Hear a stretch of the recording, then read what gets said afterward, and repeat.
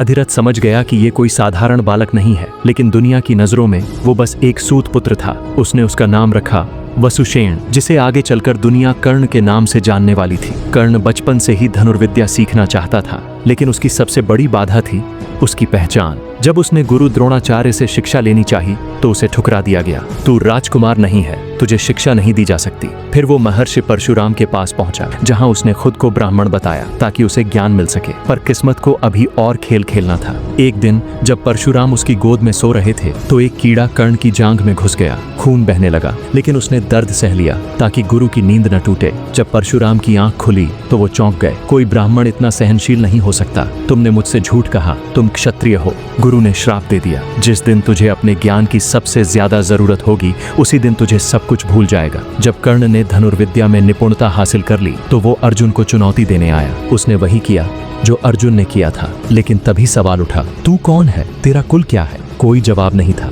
बस लोगों की हंसी थी। सूत पुत्र होकर राजकुमारों से युद्ध करने की हिम्मत रखता है। दुर्योधन ने मौके को समझा और कर्ण को गले लगा लिया। अगर तुम्हें राजपद चाहिए तो आज से तुम अंग देश के राजा हो। यहीं से शुरू हुई कर्ण की दोस्ती, जो उसकी सबसे बड़ी ताकत भी बनी और सबसे बड़ी कमजोरी भी। द्रौपदी स्वयंवर में भी जब कर्ण ने मछली की आंख भेदने की कोशिश की तो उसे सूत पुत्र कहकर अपमानित किया गया। उस दिन उसके मन में अपमान की एक और चिंगारी जल गई। कर्ण की वीरता से इंद्र भी भयभीत थे। वो जानते थे कि अगर कर्ण के पास उसका कवच और कुंडल रहे तो उसे कोई नहीं हरा सकता। इसलिए वो ब्राह्मण का वेश धारण कर कर्ण के पास आए और दान मांग लिया। सूर्यदेव ने पहले ही कर्ण को चेताया था, इंद्र तुमसे छल करेंगे, अपना कवच मत देना। लेकिन कर्ण हंस पड़ा, अगर कोई याचक मेरे द्वार से खाली हाथ लौटे तो मेरा जीवन ही व्यर्थ है। उसने अपने शरीर से कवच और कुंडल नोचकर दान कर दिए और उसी दिन अपनी मौत पर हस्ताक्षर कर दिए। महाभारत का युद्ध अपने चरम पर था। कर्ण को सेनापति बनाया गया। अर्जुन और कर्ण आमने सामने थे। कर्ण ने कसम खाई थी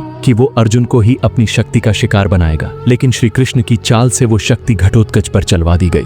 अब जब अर्जुन से युद्ध का समय आया तो कर्ण के पास कोई दिव्यास्त्र नहीं था। फिर वो क्षण आया जब युद्ध भूमि में कर्ण का रथ कीचड़ में फंस गया। वो नीचे उतरा, पहिया निकालने लगा और तभी श्री कृष्ण ने अर्जुन से कहा, यही समय है अर्जुन, वार कर। अर्जुन ने बाण छोड़ा और वो योद्धा जो जीवन भर अपने हक के लिए लड़ा था धूल में मिल गया। जब युद्ध खत्म हुआ और कुंती ने पांडवों को बताया कि कर्ण ही उनका सबसे बड़ा भाई था तो वो सन्न रह गए।